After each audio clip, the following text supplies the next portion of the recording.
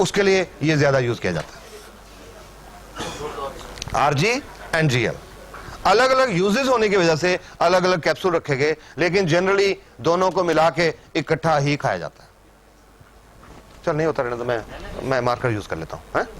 इकट्ठा ही खाया जाता है। इसको बोलते हैं, एक आरजी और एक जीएल मिला के हम बोलते हैं एक जोड़ा, वन पेयर। जो हम लोगों को इसको खाने का तरीका बताते हैं कि आपने एक पेयर खाना है या 2 पेयर खाने हैं या 4 खाने हैं, वी टेल इन पेयर्स। अब एक ही चीज, एक ही मशरूम जो दवाई नहीं है, सारी बीमारियां कैसे ठीक कर सकती है? This is an important thing. आ जाएगा थोड़ा आगे, थोड़ा सा आगे। हाँ चल।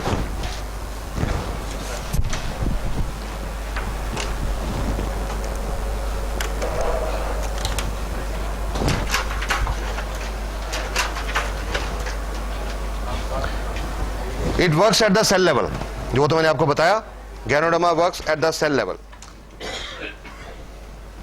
It is not disease or organ specific, किसी बीमारी या किसी अंग के लिए स्पेसिफिक नहीं है। हाँ थोड़ी जगह दीजिए मेरे को।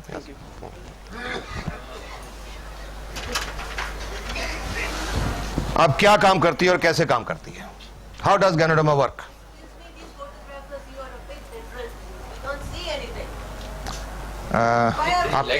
आप ऐसा करो, इसका पाउडर रिलीज होता है, वो पाउडर खून में मिक्स होता है और खून के द्वारा पूरे बॉडी में सर्कुलेट करता है, घूमता है। और खून जो हमारा है, हमारे शरीर की जो अरबों खरबों सेल हैं, एक एक सेल तक खून पहुंचता है, क्योंकि सेल को खुराक मिलती है खून से, सेल को ऑक्सीजन मिलती है खून से, तो वो खून एक एक सेल तक पहुंचता है। उस खून में गैनोडर्मा भी मिली हुई है, गैनोडर्मा भी एक एक सेल तक पहुंचती है और वो सेल के अंदर जाके गैनोडर्मा अपना काम करना शुरू करती है। 5 स्टेप्स हैं इसके काम करने के। सबसे पहला इसका असर शुरू होता है स्कैनिंग। ये शरीर में जाके ढूंढना शुरू करती है, स्कैनिंग करने शुरू करती है बॉडी की। आपने स्कैनिंग के बारे में जानते होंगे, किसी का पेट दुखता है, डॉक्टर साहब के पास जाते हैं कि डॉक्टर साहब पेट दर्द होता है, डॉक्टर साहब दवाई लिख के देते, 5 दिन खाओ। मरीज ने 5 दिन दवाई खाई, वापस आ गया कि डॉक्टर साहब दर्द ठीक नहीं हुआ। डॉक्टर साहब ने दोबारा चेक करके और एक और दवाई लिख दी, 5 दिन ये खाओ। फिर 5 दिन के बाद मरीज वापस आ गया कि डॉक्टर साहब दर्द तो ठीक नहीं हुआ। तो डॉक्टर साहब कहते हैं भाई आपकी बीमारी समझ नहीं आ रही, ऐसा करो स्कैन करा के लाओ, अल्ट्रासाउंड स्कैन, पेट का अल्ट्रासाउंड करा के लाओ, हम ढूंढें कि बीमारी क्या है। कोई मरीज बेहोश हो जाता है, अस्पताल में डॉक्टर के पास लेके जाते हैं, डॉक्टर साहब को बीमारी समझ नहीं आती, तो मरीज के रिश्तेदार को क्या बोलते हैं?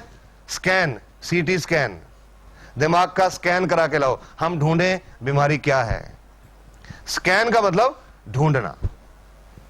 गैनोडर्मा ये शुरू करती है, हमारे शरीर में जाके डॉक्टर का काम करना शुरू करती है, ढूंढना शुरू करती है क्या? वो सेल्स जो डैमेज्ड हैं।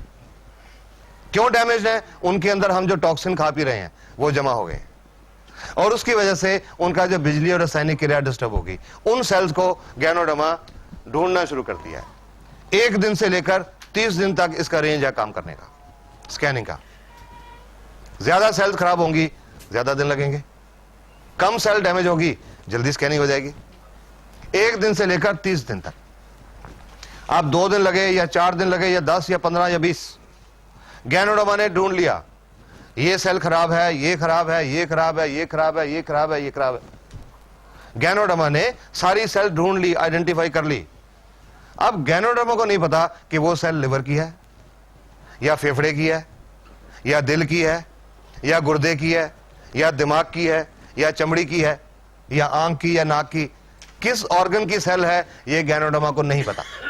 गैनोडर्मा ने तो सिर्फ वो सेल्स ढूंढी हैं जो खराब है और फिर उन सेल के ऊपर गैनोडर्मा काम करना शुरू करती है, उनकी सफाई, क्लींसिंग। ये लाइट बंद कर दे यार, पीछे स्विच होगा। हाँ, उन सेल की सफाई या डिटॉक्सिफिकेशन, उन सेल के अंदर जो टॉक्सिन्स हैं, जो विषैले पदार्थ हैं, उनको सेल से बाहर निकालना शुरू करती है, कोशिकाओं में से बाहर निकालना शुरू करती है और कोशिकाओं में से बाहर निकाल के हमारे शरीर से बाहर निकालना शुरू करती है।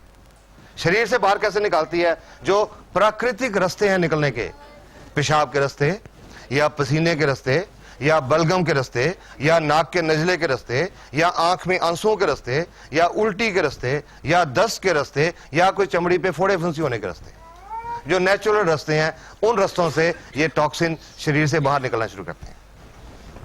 डिटॉक्सिफिकेशन का पीरियड है 1 सप्ताह से लेकर 30 सप्ताह तक, 1 week to 30 weeks. This is understandable कि जितना कचरा अंदर ज्यादा इकट्ठा हुआ होगा, सफाई करने में उतना ज्यादा टाइम लगेगा। हम घरों में भी तो देखते हैं, घर की रोज सफाई करते हैं तो आधे पौने घंटे में पूरा घर साफ हो जाता है। पर अगर 1 साल घर बंद करके कहीं घूमने चले जाएं और 1 साल के बाद आए तो आधे पौने घंटे में सफाई नहीं होती, 15-20 दिन लग जाते हैं, क्योंकि कचरा ज्यादा इकट्ठा हो गया 1 साल का। सिमिलरली हमारे शरीर में जितना कचरा ज्यादा इकट्ठा हुआ है, जितने टॉक्सिन ज्यादा हैं, टॉक्सिन लोड जितना बॉडी पे ज्यादा है, उतना ज्यादा टाइम लगेगा। इस दौरान जब डिटॉक्सिफिकेशन चल रही है, शरीर के अंदर कुछ चेंजेस आते हैं, कुछ तब्दीलियां आती हैं। ये एक बहुत इंपॉर्टेंट चीज है समझने की, अंडरस्टैंड इट वेरी वेल। नहीं तो जो लोग ये समझते नहीं, गैनोडर्मा खाना शुरू करते हैं, 15 दिन के बाद छोड़ देते हैं। अरे मेरे को तो रिएक्शन हो गया, मैंने तो छोड़ दी। हुआ था, मैंने 1 महीना खाई, मेरे को तो रिएक्शन हो गया, मैंने तो छोड़ दी। ये बहुत जरूरी बात समझने की है। गैनोडर्मा का कोई रिएक्शन नहीं होता, इसका कोई साइड इफेक्ट नहीं है, कोई नुकसानदायक इफेक्ट नहीं है, no harmful effect. I can say that with confidence today. But thank you, but during detoxification जब सेल की सफाई चल रही है तो शरीर में कुछ सिम्टम्स आते हैं, कुछ लक्षण आते हैं, उनको हम बोलते हैं एलिमेंट रिफ्लेक्शन। एलिमेंट रिफ्लेक्शन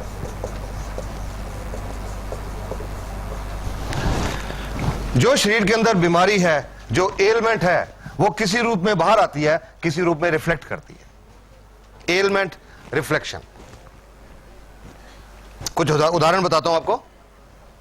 किसी का लिवर खराब है, जिगर खराब है, जब गैनोडर्मा लिवर की सेल के ऊपर, जिगर की सेल के ऊपर काम करना शुरू करती है, उनकी सफाई शुरू करती है, आंखें लाल हो जाती हैं। आज कई मरीज देख चुका है, अजी क्या दे दिया आपने, मेरी तो देखो आंखें खराब हो गई। शुरू में मेरे माताजी ने भी मेरे को यह कहा था। जब मैं ठीक हुआ तो मैंने अपने मम्मी डैडी को, बीमारी नहीं, just as a health tonic खिलाना शुरू किया।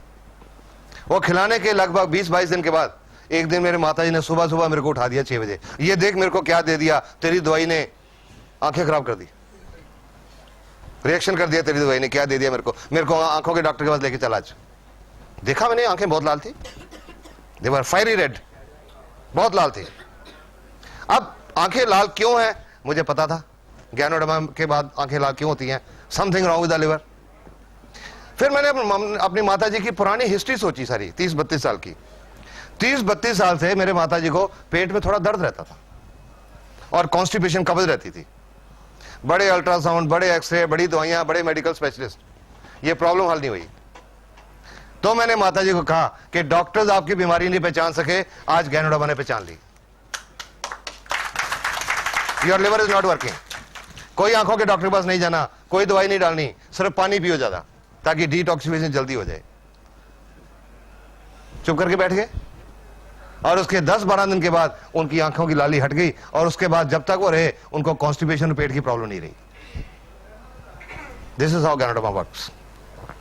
किसी को गुर्दे की तकलीफ है, किडनी फेलियर है, जब गैनोडर्मा गुर्दे की सेल पे काम करे तो कानों में भारीपन महसूस होता है, लगता है जैसे कान बंद हो रहे हैं।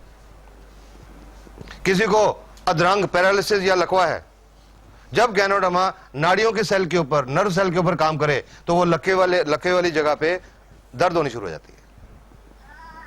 किसी को दमा की प्रॉब्लम है, जब गैनोडर्मा फेफड़े की सेल को साफ करती है, उस मरीज को कुछ उल्टियां आती हैं और कुछ दिन के लिए बलगम निकलती है। किसी को दिल की बीमारी है, हार्ट की आर्टरीज ब्लॉक्ड हैं, नाड़ियां बंद हैं, जब गैनोडर्मा उनको साफ करना शुरू करती है, चेहरे के ऊपर सेक निकलता महसूस होता है, गर्मी महसूस होती है, कईयों का चेहरा लाल भी हो जाता है। किसी का ब्लड प्रेशर ज्यादा रहता है, हाई ब्लड प्रेशर, उनको सिर के पिछले हिस्से में ऊपर दर्द होता है। जिनका ब्लड प्रेशर कम रहता है उनका सिर के पिछले हिस्से नीचे दर्द होता है। जिनको सर्वाइकल स्पॉन्डिलोसिस की प्रॉब्लम है उनको चक्कर महसूस होते हैं। जिनको माइग्रेन, आधा सिर दुखता है,